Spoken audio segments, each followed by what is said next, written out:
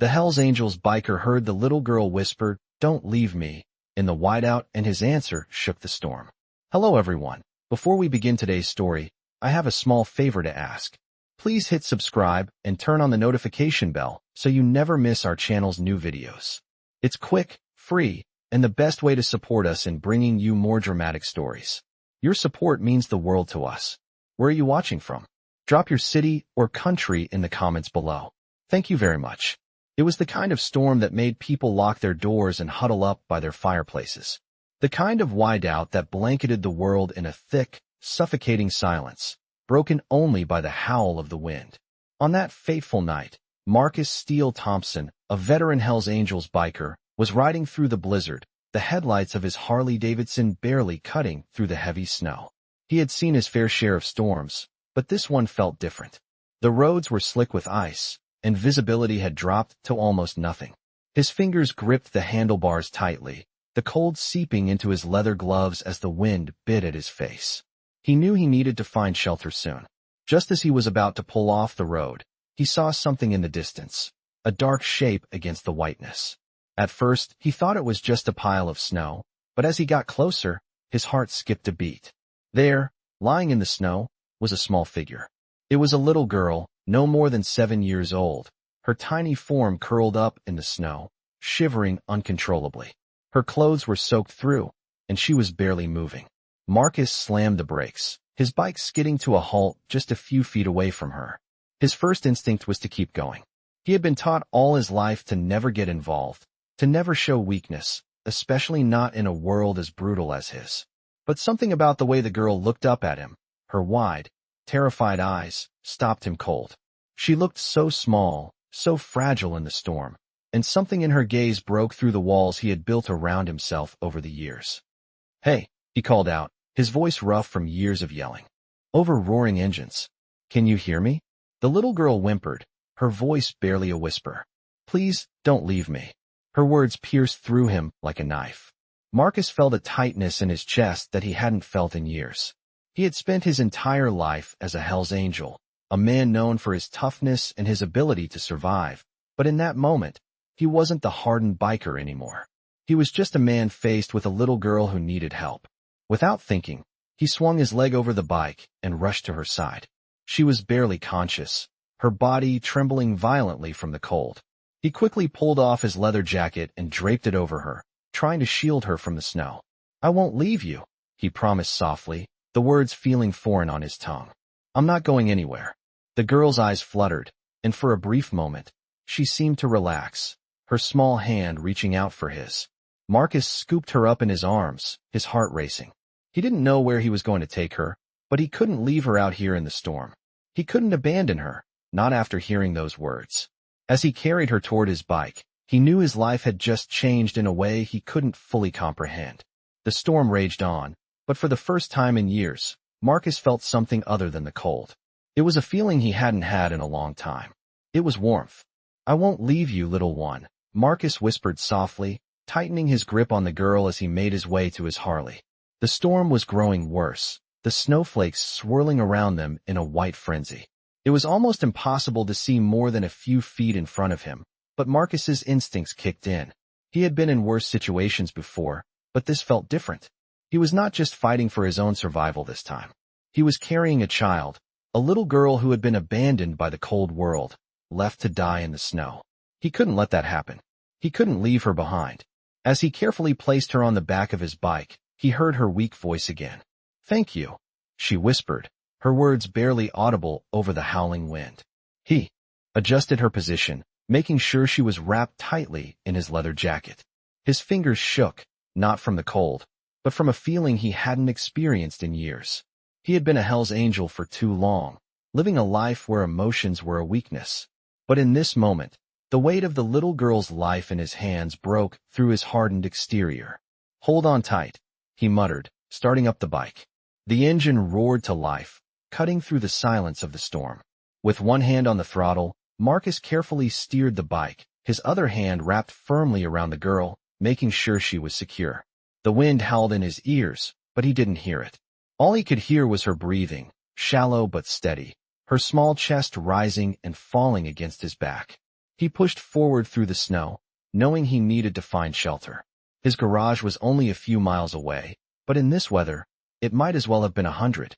He could feel the ice creeping into his bones, but he didn't dare stop. Not until she was safe. Minutes felt like hours as they rode through the blinding storm. The snow was so thick now that even the streetlights were barely visible. Marcus had ridden through blizzards before, but this was different. He wasn't just fighting the elements. He was fighting time, fighting the clock, trying to get this little girl to safety before it was too late. He could feel her shivering against him, her fragile body pressed against his back.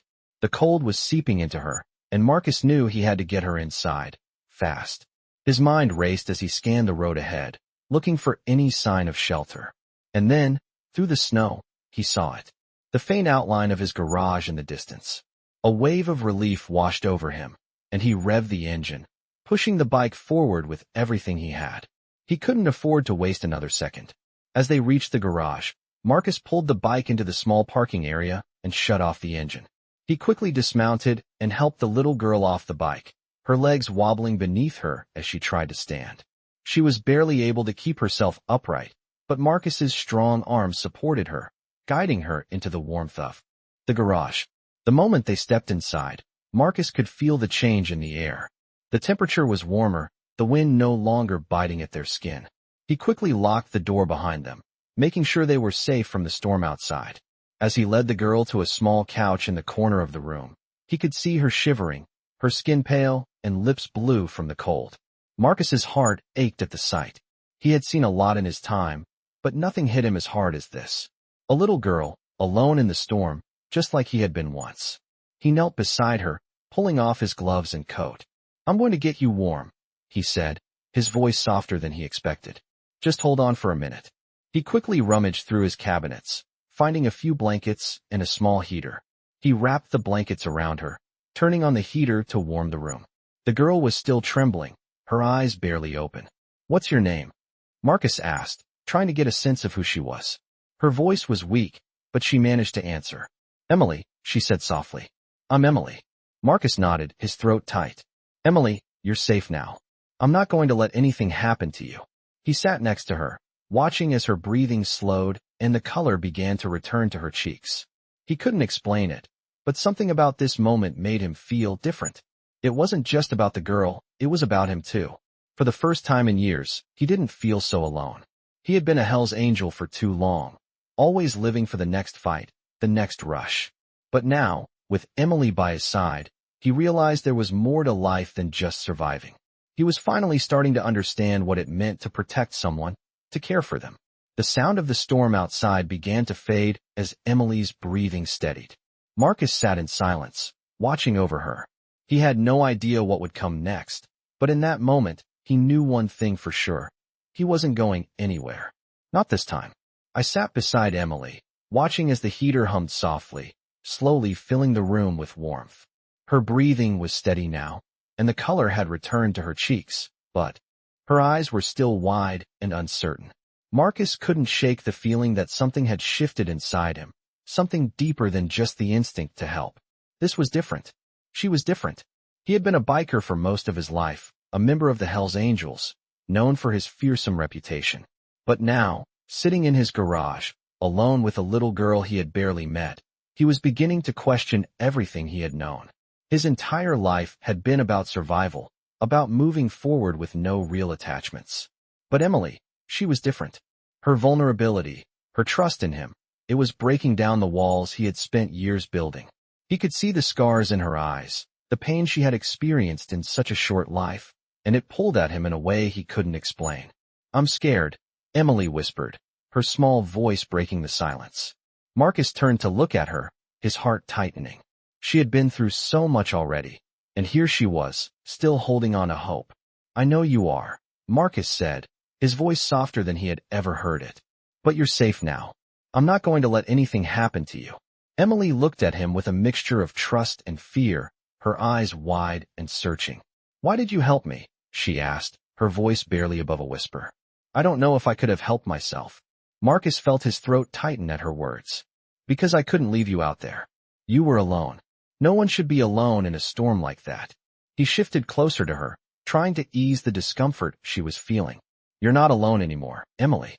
She nodded slowly, as if trying to accept his words. Her gaze drifted down to the blanket around her, and she hugged it tighter around her shoulders. "Where will I go now?" she asked, her voice small and unsure. The question hit Marcus hard. He had no answers, no real plans, just the instinct to protect her in this moment. "We'll figure it out," he said, though he wasn't sure how. He had never planned for anything like this. Emily, a little girl alone in a storm, was now under his roof, relying on him to keep her safe. The weight of the responsibility settled heavily on his shoulders. He was used to living a life where there were no promises, no commitments, just the next ride, the next challenge. But now, he had someone who needed him. And for the first time, he didn't feel like running. He couldn't let her down. As the night wore on, the storm outside raged on, but inside the garage, a quiet peace began to settle. Marcus made sure the blankets were tucked around Emily, and he sat by the small heater, keeping watch. The sound of the wind outside seemed distant now, almost like it belonged to a different world. But it wasn't the storm outside that was on Marcus's mind. It was the storm inside him. What would he do tomorrow? What would he do in the days to come? He had never been the kind of man to stay in one place for too long. But now that he had someone to care for, he wasn't sure what to do next. The sound of Emily's soft breathing beside him was calming, and for the first time in years, Marcus allowed himself to relax. He didn't know where this journey was going, but he knew one thing. He wasn't walking away from it. As the hours passed, Marcus watched over her, thinking about the life he had lived, the mistakes he had made, and the road ahead. He had never thought about settling down, about having someone to protect, but now he was beginning to see that it wasn't about the road anymore. It was about the people you choose to ride it with. And in that moment, Emily was the person he had chosen to ride with. He didn't know how long it would last or what would happen next, but for the first time, he wasn't worried about the future. He was focused on the present, keeping Emily safe, keeping her warm, and figuring out what they would do together. The storm outside continued to howl, but inside, there was a sense of calm. Marcus had found a new kind of peace, one he never thought he would find. The kind that comes from protecting someone, from being there for them when they need it most. And as he sat in the warmth of his garage, the thought struck him. This little girl, this fragile, vulnerable child, had somehow become his reason for staying. And he wasn't about to let her go. I sat by. The small heater, the quiet hum of the machine filling the otherwise still air of the garage. Outside, the storm still raged, its icy breath howling against the windows like a wild animal trying to break in. But inside, the world felt different. It felt safe. Emily was still asleep on the couch, tucked tightly in the blankets Marcus had wrapped her in. Her breathing was steady now, her little body no longer trembling with the cold. Marcus couldn't help but watch her, a feeling of protectiveness swelling inside him. This little girl, who had so much more to her story than he could even guess, had been thrown into a world of chaos and fear. Yet, here she was, resting peacefully. Marcus stood up slowly, stretching his stiff limbs. His mind raced. He had always lived for the next ride, the next chapter, always moving forward, never looking back. But now things had changed. He wasn't sure what he was supposed to do, but he knew one thing for sure. He wasn't leaving her. He couldn't. He walked over to the small desk in the corner of the room, his mind still spinning. The garage was small, cluttered with tools, motorcycle parts, and boxes of old junk. But it was his sanctuary. It had always been his place of peace, where he could fix things, work on his bike, and escape from the world. But now, that world was different. He wasn't just fixing machines anymore. He was protecting a life. He picked up an old photo from the desk, one that had been buried under some papers. It was a picture of him when he was younger, standing proudly beside his first motorcycle, the one that had gotten him into the Hells Angels. It felt like a lifetime ago, a time when he didn't care about anything but the road. But now, looking at the photo, he realized how much he had changed. The man in the photo seemed like a stranger. The man who had found Emily in the snow. He was different. He put the photo down, taking a deep breath. He needed to focus. He couldn't afford to get lost in the past. He had a responsibility now, and that responsibility was right in front of him. Emily stirred in her sleep, her small hand clutching the blankets tightly. Marcus moved back to her side, sitting on the edge of the couch. He watched her for a moment, feeling an overwhelming sense of protectiveness. He had seen too much in his life, too much violence, too much pain. He had been the one who caused it, the one who took it. But now, he was the one who had to stop it. He was the one who had to keep her safe. The sound of a motorcycle revving outside made Marcus jump to his feet. His instincts kicked in, the old training taking over. He moved quickly to the window, peering out into the snow. The storm was thick, but he could still see the outline of a dark shape outside. Someone was out there. He felt a surge of tension, his mind racing. Who could it be? Was it someone from his past? Was it someone looking for him? Or worse, looking for her? He grabbed his jacket, slipping it on quickly, his fingers fumbling with the buttons. He had to protect her. He wasn't going to let anyone hurt her. Not now. Not ever. He moved to the door, pausing for a moment to glance back at Emily. She was still asleep, unaware of the danger that was outside. He hoped it stayed that way. The last thing he wanted was for her to be scared again. He stepped out into the storm, the wind biting at his face. The snow whipped around him, but he didn't care. He had faced worse. He had fought worse. But this was different. This wasn't a fight he could win with his fists. This was a fight for her life. As he made his way toward the front gate, the shape outside grew clearer. It was a motorcycle, just like his, but this one was different. It wasn't a member of the Hells Angels. He could tell by the bike. It was too new, too clean. He moved cautiously, staying low, trying to keep his presence hidden. As the figure got closer, Marcus's heart stopped. It was a man, tall and broad-shouldered, wearing a black leather jacket. The patches on his jacket weren't familiar. Marcus had seen many patches in his time, but this one wasn't from his club. The man paused, looking around the area. He didn't seem to be in a hurry, but Marcus wasn't taking any chances. He stepped back, retreating to the shadows, keeping his eye on the stranger. The man's gaze swept across the garage, and for a moment, Marcus held his breath. Was he here for him? Or was he here for Emily? His instincts told him the man was trouble. He didn't know how, but he knew it. The man was up to something. Marcus waited until the figure turned and walked toward the road, his motorcycle idling behind him. He didn't make a move until the man was out of sight. Only then did Marcus allow himself to breathe. The storm had masked everything. It was a blessing and a curse. He had to protect Emily, and he couldn't do that if he didn't know who was out there. But he was running out of time. The danger was closer than he realized, and he could feel the weight of it pressing in on him. As he stepped back inside, his heart was heavy with the realization that he couldn't keep Emily safe forever in this garage. He needed to move. He needed to make a plan, and he needed to do it fast.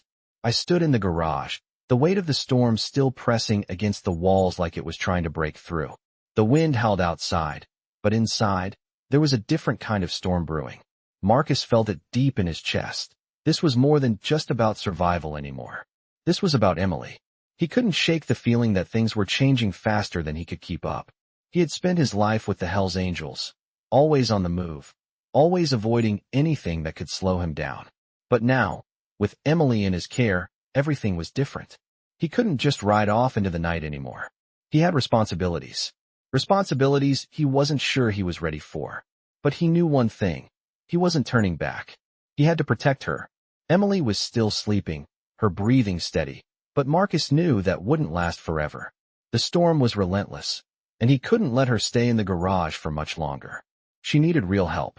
She needed safety, and that meant getting her out of here. But to do that, he needed a plan. He needed to move fast. The longer they stayed in one place, the more chances there were for trouble to find them. As he walked over to the desk, his mind raced through the possibilities. He had never been one for sticking around, but now he was trapped. The Hells Angels weren't known for their hospitality, and the last thing Marcus wanted was to bring the attention of his club here. He needed to keep Emily safe, and that meant getting away from the garage and into someplace that would give them the protection they needed. Marcus's fingers brushed over the map on the wall. He had been through enough trouble in his time to know that staying put was never the answer. He had to keep moving. He had to get Emily out of here. But where would they go? Where could they hide? The storm was making everything harder. The roads would be treacherous, and there was no way he could ride with Emily in this weather. He needed to find shelter, and fast. As his mind spun, he heard a sound from behind him. It was soft at first, but it grew louder. He turned around quickly, his instincts kicking in. Was it the man from earlier? The one on the motorcycle? Marcus's heart raced. He couldn't let anyone find them. He had to protect Emily. Moving quickly, Marcus went to the window and peered outside, trying to see through the snow. The figure from earlier had returned. This time, there was no motorcycle. Just a man standing outside the garage, staring at the door. Marcus's blood ran cold. The man had been following them. But why? Who was he? What did he want? He couldn't let this stranger get any closer. With every fiber of his being, Marcus knew that whatever was going on, it wasn't good. He stepped away from the window, looking over at Emily, who was still asleep on the couch. He didn't know what this man wanted, but he knew one thing. He had to act fast. Marcus grabbed his jacket and slipped out the back door, moving as quietly as he could. The snow crunched under his boots, but he didn't care. He had to find out who this man was and what he was doing here. He needed answers. He moved toward the side of the garage, keeping low and out of sight. He could feel the cold biting at his skin, but he ignored it. His only focus was the man outside. When he reached the corner of the garage, he crept closer, careful not to make any noise. The man was still standing there, his face hidden by a hood, but Marcus could see the outline of his body clearly in the storm's glow. He was waiting for something. But what? Marcus took a deep breath and moved forward, trying to stay hidden in the shadows. As he neared the man, he could feel his pulse quicken. This was it. This was the moment that would define everything. He wasn't going to let anyone get to Emily. Not now. Not ever. With a sudden movement, Marcus stepped out from the shadows, confronting the man. "What do you want?" he demanded, his voice low and dangerous. The man turned, startled by the sudden confrontation, but quickly recovered. His eyes narrowed as he took in Marcus's stance, his leather jacket, and the unmistakable Hell's Angels patches on his vest. "I'm not here for you," the man said, his voice rough, but calm. "I'm looking for the girl." Marcus's heart skipped a beat. How did this man know about Emily? And why was he here? "She's not your concern," Marcus growled, his hand instinctively moving toward the knife at his belt. "Stay away from her." The man's eyes flickered for a moment. Then he took a step back. "I'm just trying to make sure she's safe," he said, raising his hands in a placating gesture. "You don't know who's looking for her." Marcus didn't trust him. Not for a second. "Who are you?" he demanded. The man hesitated before answering. "I was sent by someone who knows her. Someone who's been trying to keep her hidden." Marcus's mind raced. Who could be after Emily? And why was this stranger involved? "You're wasting your time," Marcus said, his voice low and dangerous. "I'm the one protecting her now. Stay out of it." The man seemed to consider this for a moment, then nodded slowly. "Fine," he said, "but you need to be careful. There are people out there who will stop at nothing to get her. You're not safe here." With that, the man turned and walked away into the snow, disappearing as quickly as he had appeared. Marcus stood there for a moment, the weight of the warning sinking in. He didn't know who this man was, or who was after Emily, but one thing was clear. He couldn't stay here any longer. They had to leave, and fast.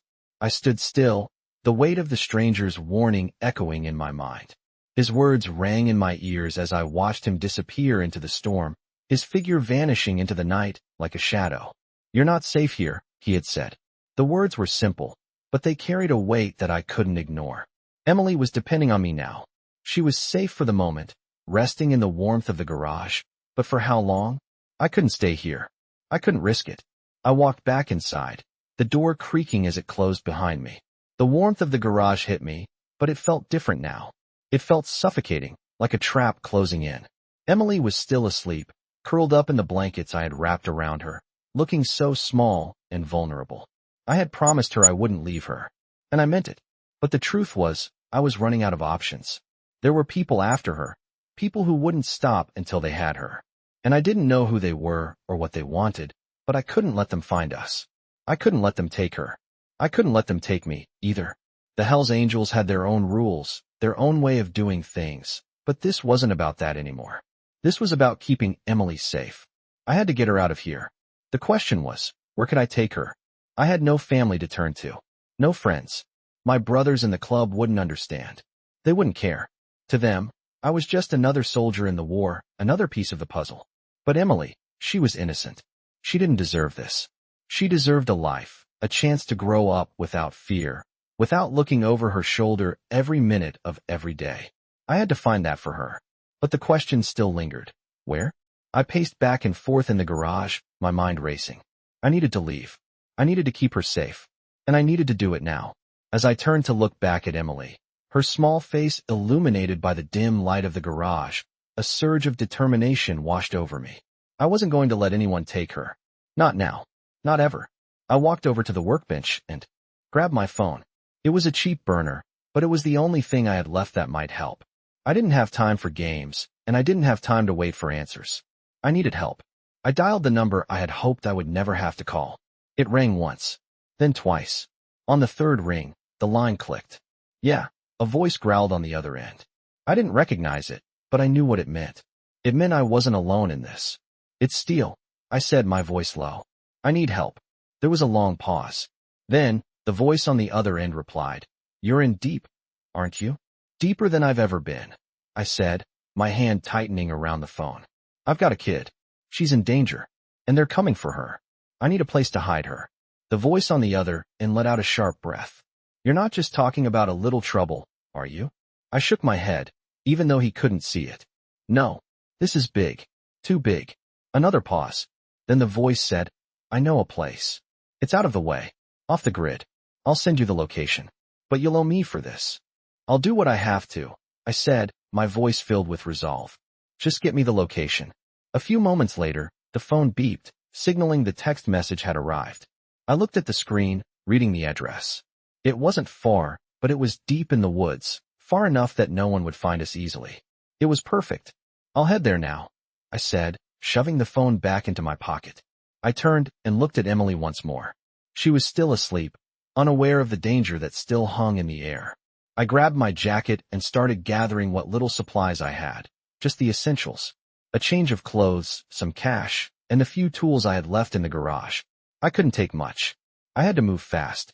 As I walked toward the door, I turned one last time to look at the little girl who had somehow become my responsibility. I wasn't going to fail her. Not again. With one last deep breath, I stepped into the storm, the wind howling in my ears, the snow stinging my face. But I didn't feel the cold anymore. I didn't feel anything except the need to keep moving. I had a destination, a plan, and I wasn't going to let anything or anyone stop me. I got on my bike and started the engine. The roar of the Harley was drowned out by the storm, but it was the sound of freedom, of moving forward. I had to get Emily to safety, and nothing was going to get in my way. I revved the engine of my Harley, the snow whipping around me as I pushed forward through the storm. The wind bit at my face, but my mind was laser-focused on the road ahead. The map I had gotten was as vague as they come, but it didn't matter. I knew the place was out in the middle of nowhere, a safe spot, hidden from prying eyes. I had no choice. I had to get Emily there. The bike's headlights cut through the whiteout, revealing nothing but the occasional tree or snowbank. The world felt like a blank canvas, just snow and darkness. I had been in worse situations, riding in gang wars, dealing with enemies who wanted to put me 6 feet under, but this felt different. This was about something more than survival. It was about protecting a life, and that life was Emily's. I couldn't fail her. The road ahead was long and treacherous, the icy grip of winter slowing me down with every turn. My mind kept drifting back to the warning the man had given me earlier. "You're not safe here." Was it just a scare tactic? Or was he right? I couldn't afford to think about it now. I had to focus. The last thing I needed was to be caught in the middle of this storm, with Emily depending on me. As I navigated through the snow, I couldn't help but think about how much my life had changed in such a short time. Just days ago, I was riding solo, living by the code of the Hells Angels, keeping to myself and avoiding any emotional ties. But now, with Emily in my care, everything was different. I had a responsibility, and that responsibility had come out of nowhere, just like the storm that surrounded me. I glanced over at Emily, who was bundled up tightly behind me, her small body pressed against my back for warmth. She had been through hell already, and now she was here with me, trusting me to keep her safe. I didn't even know her full story, but I knew one thing. She deserved better than the life she had been given, and I was going to make sure she got it. The storm was relentless. Every few miles, the snow would fall harder, the visibility would drop to near zero, and I'd have to slow down, squinting to see the road ahead. But I kept pushing forward. I couldn't afford to stop. The last thing I needed was to be stranded out here in the middle of nowhere. I wasn't just fighting the storm, I was fighting time. I needed to get to that safe place before anyone else could find us. After what felt like hours, I finally saw it. A faint light in the distance. The outline of a cabin. I knew I had reached the spot. I was almost there. As I neared the cabin, my heart began to race. The road was a mess, full of potholes and deep ruts. But I couldn't afford to be cautious now. I pushed the throttle harder, my bike sliding through the snow, tires barely gripping the ground. When I reached the cabin, I skidded to a halt just in front of the door. I didn't waste any time. I jumped off the bike and rushed to Emily, pulling her off the back and carrying her toward the door. The cold was cutting through me now, the wind sharp against my skin, but I didn't feel it. I was focused on her, on getting her inside, on keeping her warm and safe. I banged on the door, desperate. "Hey, open up." A moment later, the door cracked open, revealing a man with a grizzled face and a weathered look in his eyes. He looked like he'd been living out here for a long time. He didn't say a word at first, just eyed me up and down, his gaze flicking to Emily in my arms. Then, without a word, he stepped aside and motioned for us to come in. Quickly, he said, "It's bad out there." I hurried inside, careful not to jostle Emily too much. The warmth of the cabin hit me like a wave, the fire crackling in the fireplace, the smell of wood and smoke filling the air. I set Emily down on the couch by the fire, pulling the blankets around her to keep her warm. The man closed the door behind us, locking it tightly. He turned to face me. "You're lucky you made it," he said, his voice low and rough. "This storm is no joke." I nodded, my chest tightening as I looked at Emily. She was shivering, her teeth chattering despite the warmth of the fire. I needed to get her settled. I looked around the room, searching for anything that could help. "Is there any way to contact someone?" I asked. The man shook his head. "No phones out here. You're on your own." I cursed under my breath. "Great," I muttered. "I can't keep her here for long. I need to get us somewhere safer." The man raised an eyebrow. "Safer than here?" he asked, his voice skeptical. "I'm telling you, it's the middle of nowhere. And if someone is after you, you're better off staying put. Trust me." I didn't want to admit it, but he was right. The storm outside was a wall of fury, and the last thing I wanted was to get caught in it again. I turned back to Emily, who was still curled up on the couch, her eyes closed, the exhaustion finally taking its toll. I couldn't risk it. I needed to rest, to regroup, and I needed to protect her. For the first time in a long while, I felt the weight of responsibility heavy on my shoulders. But I wasn't going to let it break me. I wasn't going to let it break us. Not now. Not ever. I sat in the chair across from the fire, staring at the flames as they danced, crackling and popping in the silence of the cabin. The wind howled outside, but inside, the warmth was a welcome contrast. Emily was asleep on the couch, her small body curled up under a pile of blankets. The exhaustion from the storm, the cold, and the terror of everything that had happened weighed heavily on her. I could see it in her face even as she slept. This was a girl who had seen more than she ever should have. And now, she was stuck with me. The weight of responsibility I felt pressed down on me harder than the storm outside. I had always lived. For the moment, living fast and alone, moving from place to place, never staying too long, never caring too much. But now, things were different. I had to keep her safe. I had no idea who was after us or why, but I knew one thing. If I didn't protect her, no one else would. I glanced at the man who had let us into his cabin.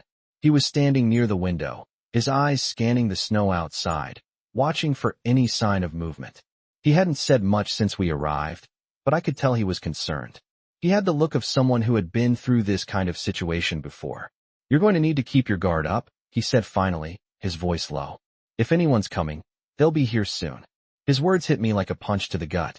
I knew he was right, but the idea of more danger, more people trying to find us, made my stomach twist in knots.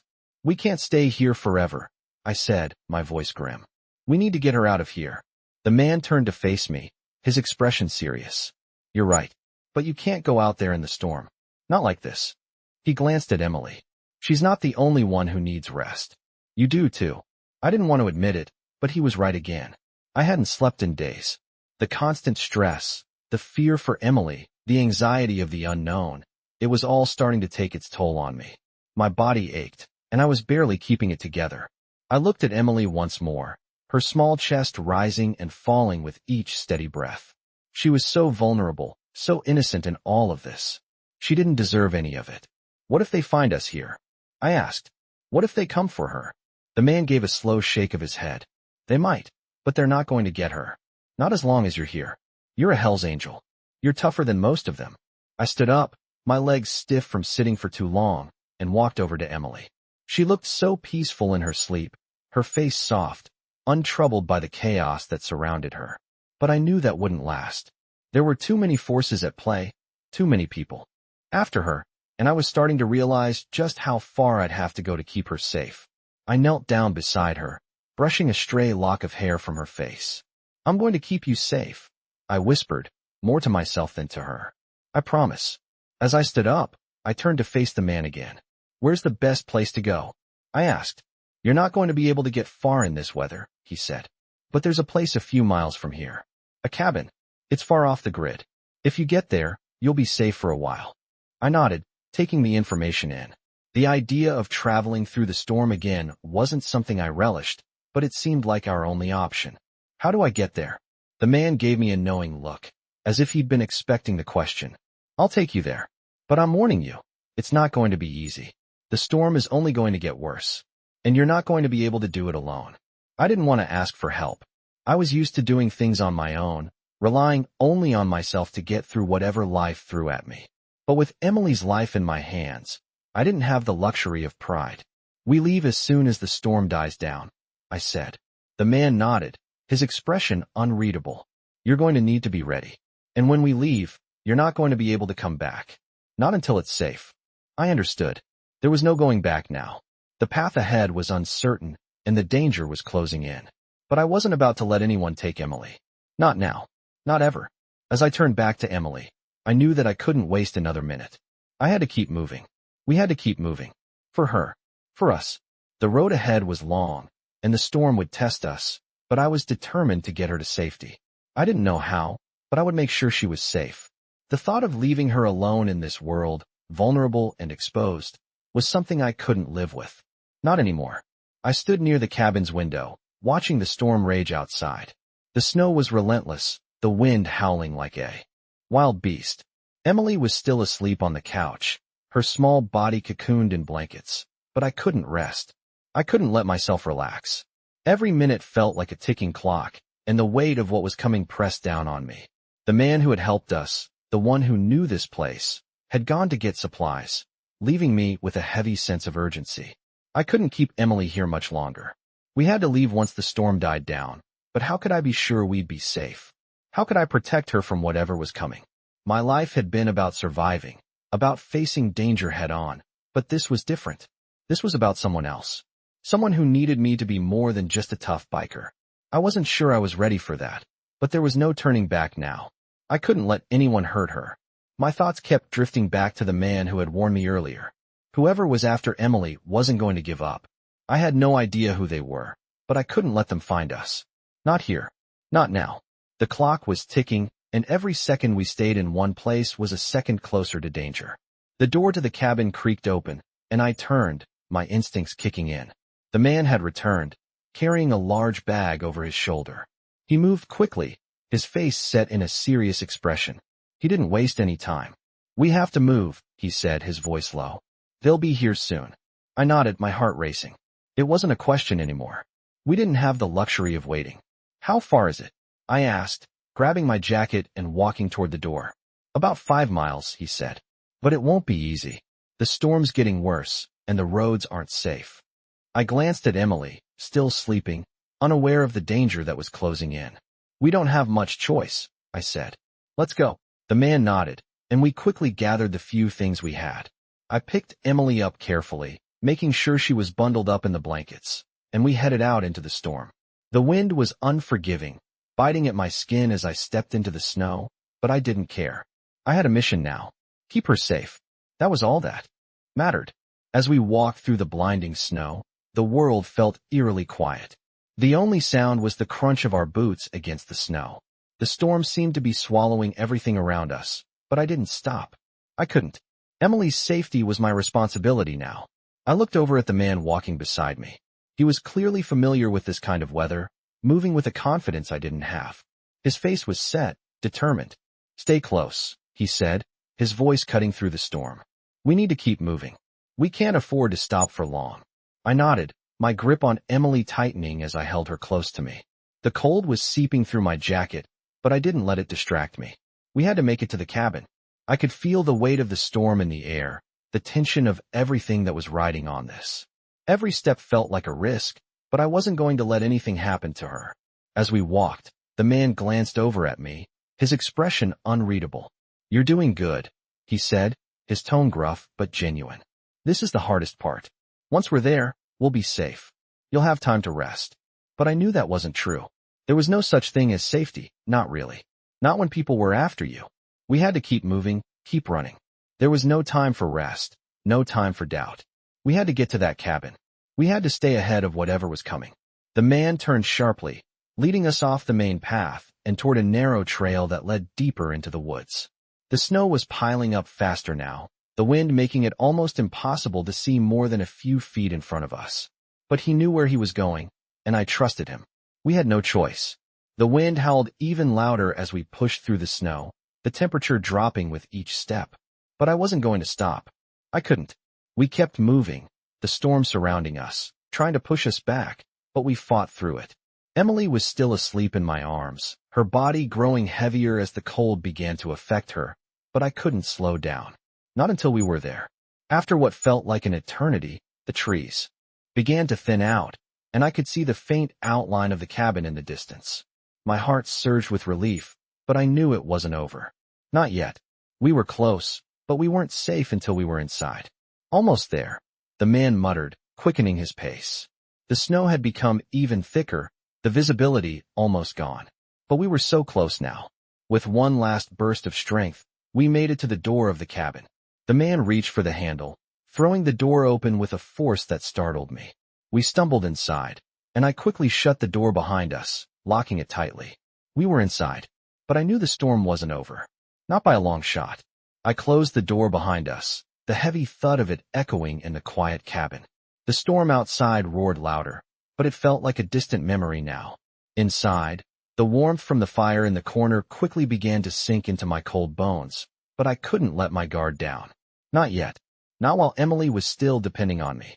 She had fallen asleep again, her tiny body curled up on the worn couch by the fire. I watched her for a moment, her peaceful face illuminated by the flickering light.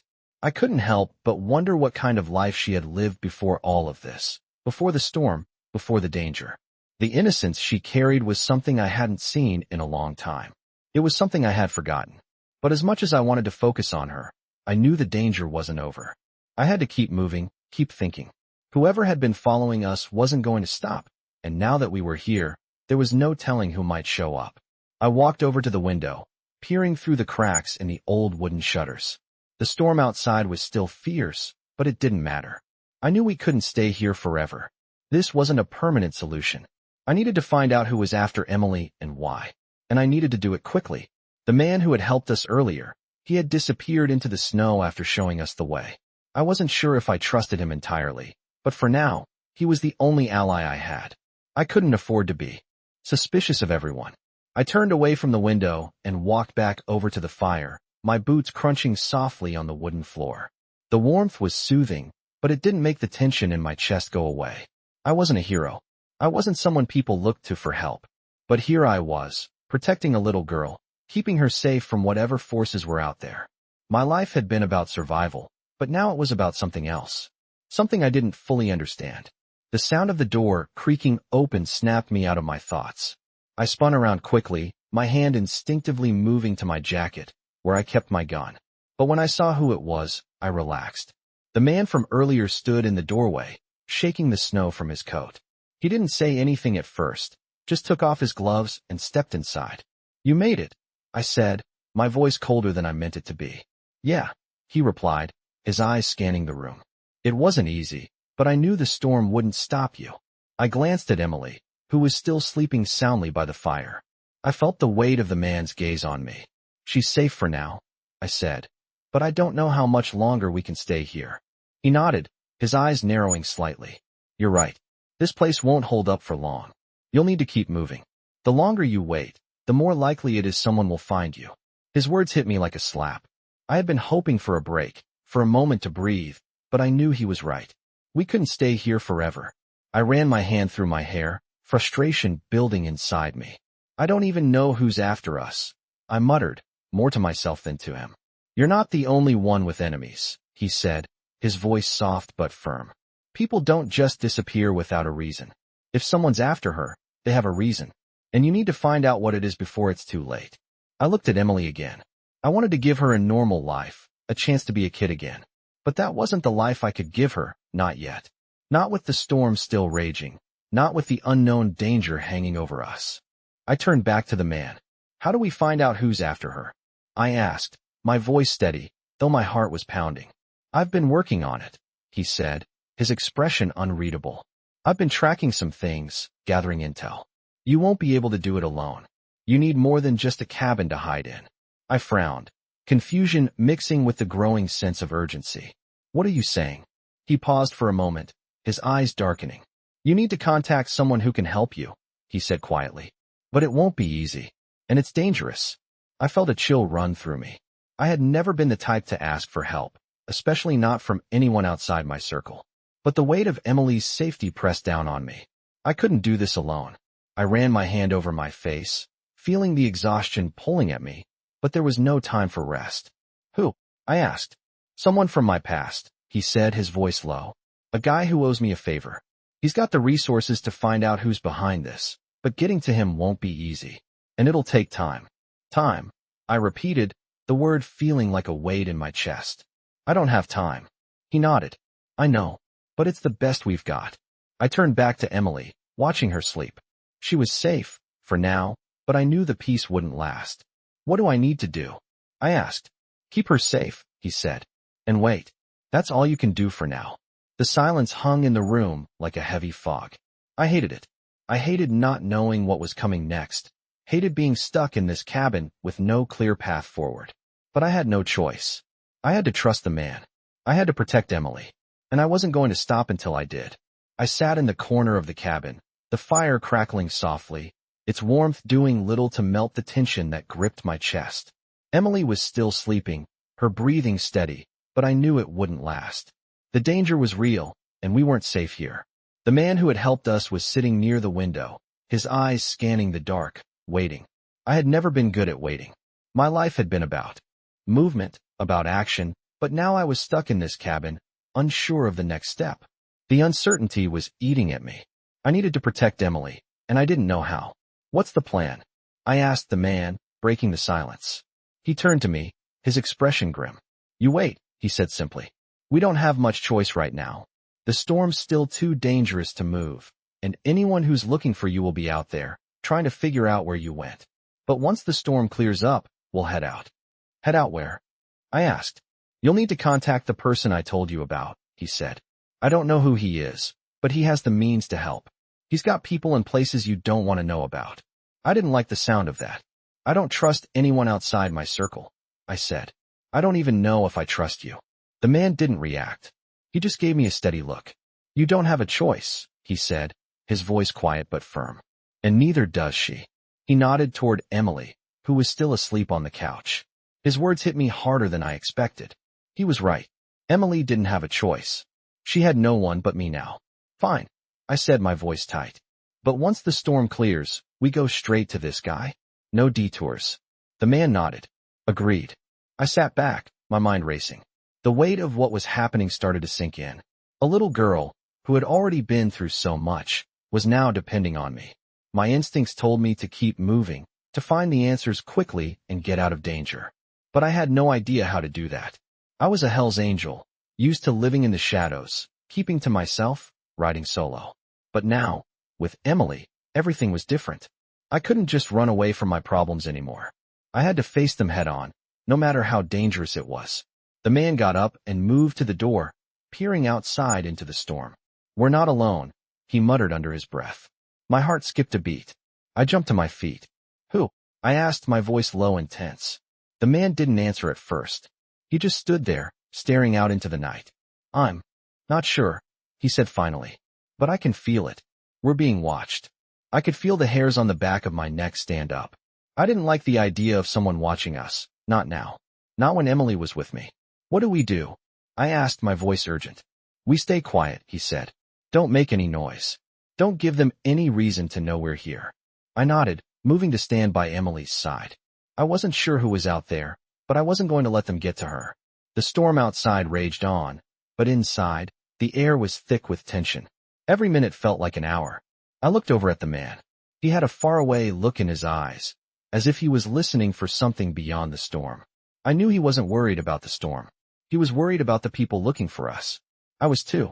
The man moved slowly toward the back of the cabin, his hand resting lightly on the door handle. He paused, glancing back at me.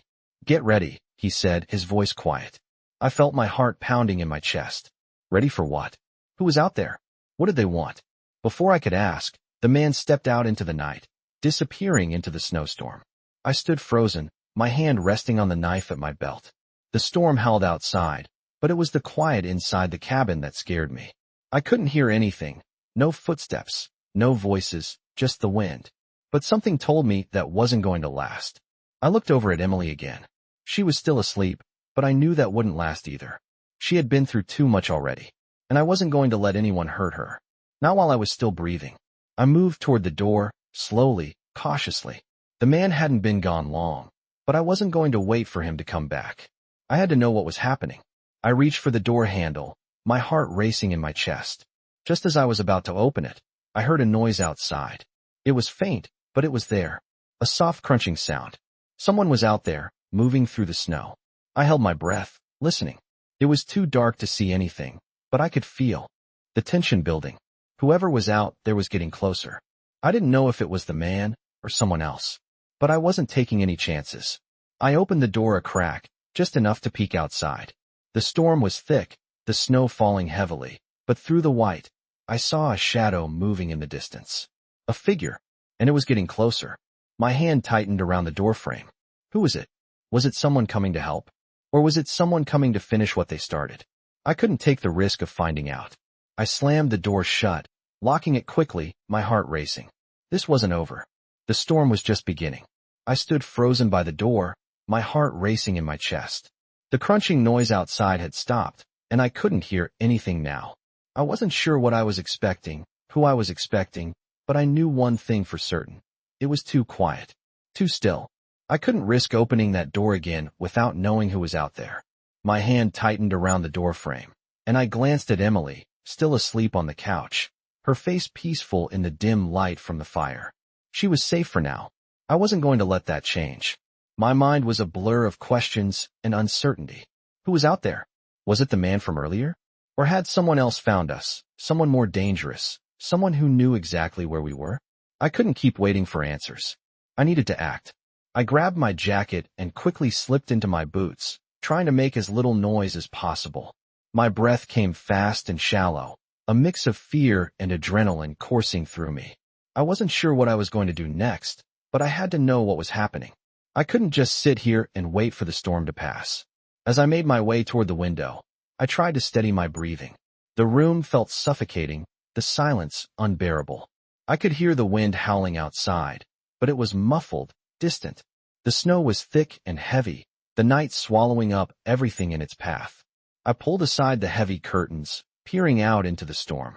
My eyes scanned the dark, searching for any sign of movement. For a moment, I saw nothing. But then, through the veil of snow, I saw a figure. A shadow, moving slowly through the whiteout. My pulse quickened. It wasn't the man who had helped us earlier. This was someone else. Someone with purpose. Someone who wasn't just passing through. I stepped back from the window, my mind racing. What the hell were they doing here? Were they looking for us? Was this the beginning of whatever nightmare I had been trying to outrun? I had to make a decision. I couldn't let Emily be in danger, not again. But I also couldn't leave the cabin, not without knowing who this person was and what they wanted. I glanced over at Emily once more. She was still asleep, but that wouldn't last. Not when the world outside was coming for her. I grabbed the small flashlight I had tucked into my bag and made my way to the back of the cabin. There was a small storage room that overlooked the yard, a place I could watch without being seen. I didn't want to risk getting caught off guard again. I crept into the room, pressing my back against the wall. My heart was thumping in my chest, and I could feel the cold sweat on my neck. The figure was getting closer, moving through the storm with purpose, their movements slow and deliberate. I could barely make out the details, but I knew they weren't just passing by. They were coming straight for the cabin. My mind raced. Was this it? Were we about to be found? I couldn't let that happen. Not after everything we'd been through. I had to protect her, and I wasn't about to fail her now. I took a deep breath, pushing the fear aside. I needed to think clearly. The storm was still howling outside, and the cabin was our only safe place. I couldn't let anyone in, not until I knew who they were and what they wanted.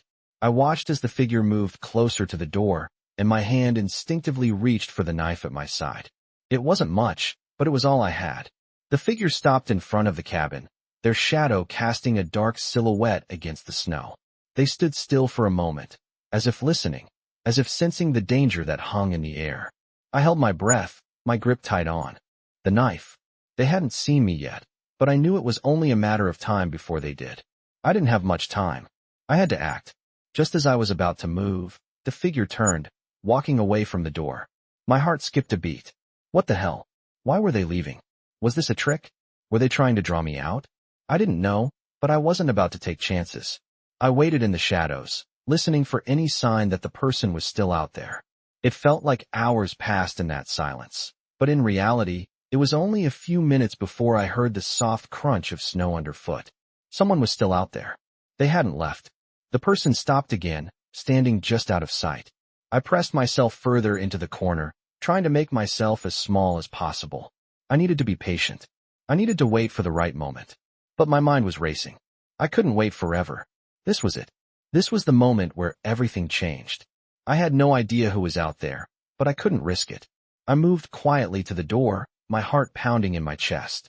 The storm raged outside, but inside, it felt like time was standing still. I was just about to open the door when I heard a voice, soft and almost inaudible against the wind. "I know you're in there," the voice said, low and calm. My blood ran cold.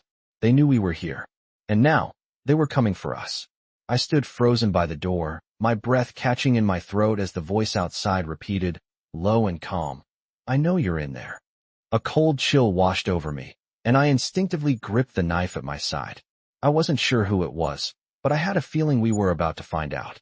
Emily was still sleeping on the couch, unaware of the danger looming just outside. I couldn't let her be part of this, couldn't let her wake up to a world that might tear her apart. The storm outside howled like a wild animal, a deafening roar that drowned out everything else, but that voice, it cut through the chaos. I waited, listening intently. The figure outside didn't move. The silence that followed made my heart race. Even faster. I had to act. I couldn't just sit here waiting for them to come in. I had no idea who they were or what they wanted, but I couldn't risk them finding Emily. I glanced over at her one last time, her small form curled up beneath the blankets, looking so innocent, so peaceful. I couldn't let anyone destroy that. I took a deep breath, my hand still tight around the knife. It wasn't much, but it was all I had. I moved toward the window, staying low, careful not to make a sound. I couldn't take any chances. Peering through the small crack in the blinds, I saw the figure again. They were standing in the snow, their face hidden beneath a hood, but there was something about their posture, the way they stood so still, that made the hairs on the back of my neck stand up. They weren't just here for us. They knew we were inside. They knew what they were doing. And they weren't going anywhere. I backed away from the window, trying to stay as quiet as possible. I needed a plan. I had no idea how many people were out there, or if the one in front of the cabin was just a scout, or if the rest were waiting nearby, preparing to break in. I couldn't risk being caught off guard. I had to make sure Emily was safe. I moved quickly, my footsteps muffled by the thick snow on the floor, and grabbed my jacket. I pulled it on and glanced over at the man who had helped us earlier. He had been quiet, watching from the shadows, but now he looked up, his eyes meeting mine. "We need to leave," I said, my voice low. The man's expression didn't change. He stood up, grabbing his coat from the chair. "You're right," he said, his voice calm, but there was an edge to it. He was just as aware of the danger as I was. "We can't stay here. Not with them out there." I turned toward Emily, still fast asleep. There was no time to waste. "I'll carry her," I said, my voice tight. The man nodded, but he didn't say anything. He knew the urgency. Together, we moved quickly. I approached the couch, carefully lifting Emily into my arms. She stirred slightly, but didn't wake up. I tightened my grip on her, holding her close to me. She was so small, so fragile. It hurt to think about what she had been through already. But I wasn't going to let anything else happen to her. Not on my watch. The man moved toward the door, opening it just a crack to peer outside. His eyes narrowed as he scanned the area. "They're still out there," he said quietly, his voice almost a whisper. I nodded, feeling a sense of dread settle over me. It wasn't just the storm we had to worry about anymore. It was them. "We can't wait any longer," I said, my voice hard. "We need to move now." Without another word, the man closed the door behind us, and we made our way out into the storm. The wind slammed into me, the snow so thick I could barely see a few feet ahead. I kept my focus on the path ahead, my thoughts solely on getting Emily to safety. The man led the way, his steps sure and steady as he navigated through the thick snow. I followed closely behind, the weight of Emily in my arms almost comforting in the midst of the chaos. The cold was biting, but it didn't matter. I had no choice but to keep moving. We couldn't afford to stop. The storm was pushing against us, but we were pushing back. I glanced over at the man. He didn't speak, but his expression told me everything I needed to know. He knew what this was. He knew the danger. He knew how much was at stake. And he was here to make sure we made it out alive. We trudged through the snow for what felt like hours, the storm relentless, the darkness closing in around us. My arms were aching, but I refused to stop. I wasn't going to let Emily down. Not now. Not ever. Finally, after what felt like an eternity, we reached the edge of the forest, and I could see the faint outline of the cabin the man had promised. My heart skipped a beat. We were almost there. But just as I thought we might be in the clear, I heard it, the unmistakable sound of footsteps in the snow. I froze, my heart pounding. They were following us. They hadn't given up. And now, we were running out of time.